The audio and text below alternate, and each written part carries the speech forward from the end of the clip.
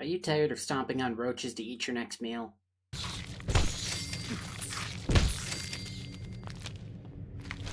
Do you find yourself cowering in fear from the larger wasteland creatures?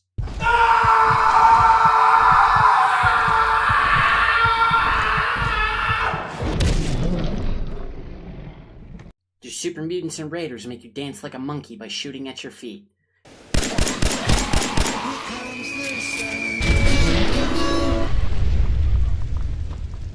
Well, I'm here to tell you the answer is the Second Amendment.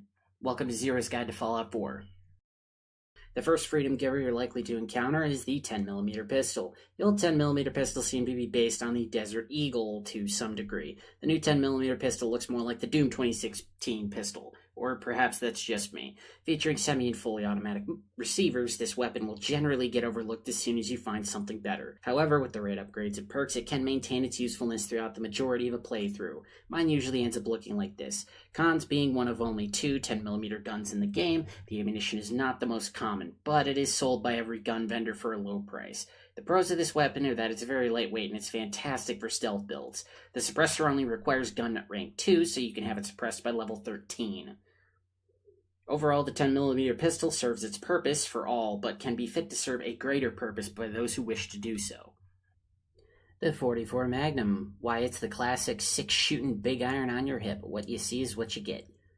The cons of this are that the ammo type is pretty rare. There's not a lot of customization. The receivers all look the same, they just change the amount of damage. 3 barrels, 2 grips, and you can give it a scope if you want. Personally, I think scoped revolvers are cursed, but have at it. And being single action, it has an incredibly slow rate of fire. The pros? It's very lightweight, and although it kicks like a mule, it hits like a truck. Hi. This is Alan, Zero's editor. So Zero is wrong, the wiki is wrong, and the game is leaving out info too. Zero was wrong about the receivers. The advanced receiver also gives improved rate of fire, but the game leaves out the 25% reload speed boost. And the wiki says this is double action, but in-game you pull back the hammer with your thumb after every shot. A double action would not require this. Now back to Zero. Our last pistol is the Deliverer. This unique quest reward pistol is a direct upgrade from the aforementioned 10mm pistol. Though it lacks full auto receivers, it makes up for that with increased damage output, higher rate of fire, and hot damn does it ever make you feel like 007.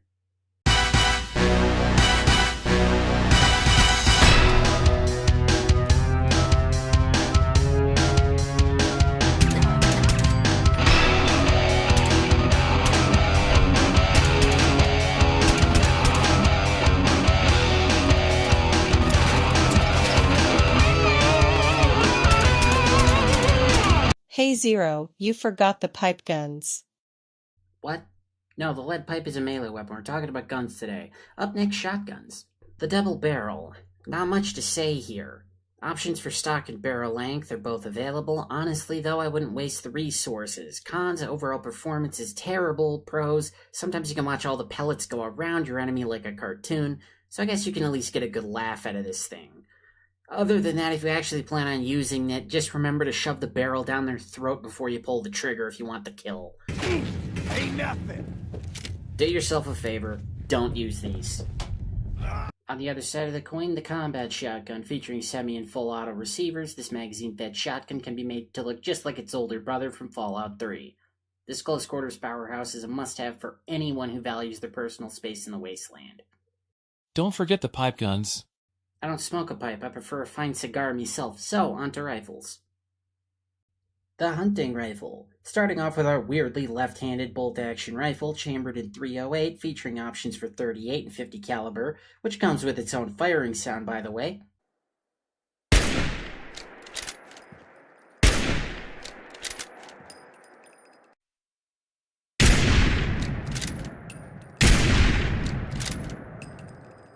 Options for stock and barrel lengths, as well as a plethora of scopes. Mine usually ends up looking like this. Cons: slow rate of fire, and it's on the heavier side, but not too bad.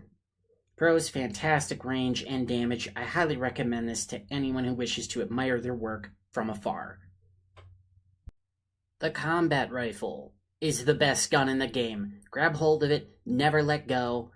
This thing will devastate anything from power armor to death claws and everything in between. The ammunition for this is so common you'd swear it actually did grow on trees. Found by me, customized by me, and you best hope not pointed at you. Cons, no. Pros, yes. And finally, the assault rifle.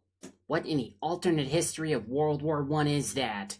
Back in Fallout 3, the assault rifle looked like something that actually resembled a real gun. Loosely based on something Heckler and Crotch made, this looks like something out of, I don't know, Necrovision? No, really, pause it. Tell me I'm wrong.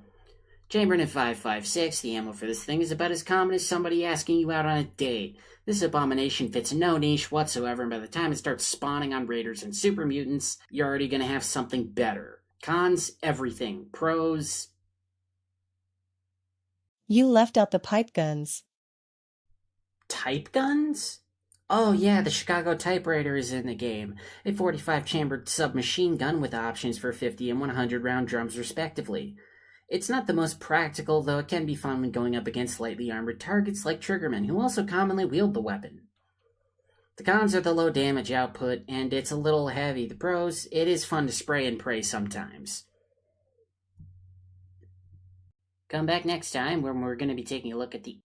Zero. What about the pipe guns? Oh my god, fine. The pipe bolt action, everyone.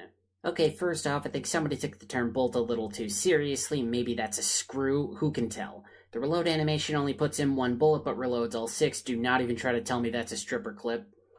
This thing is to the hunting rifle that Little Caesars is to literally any other pizza place. It's the same, but worse in every way.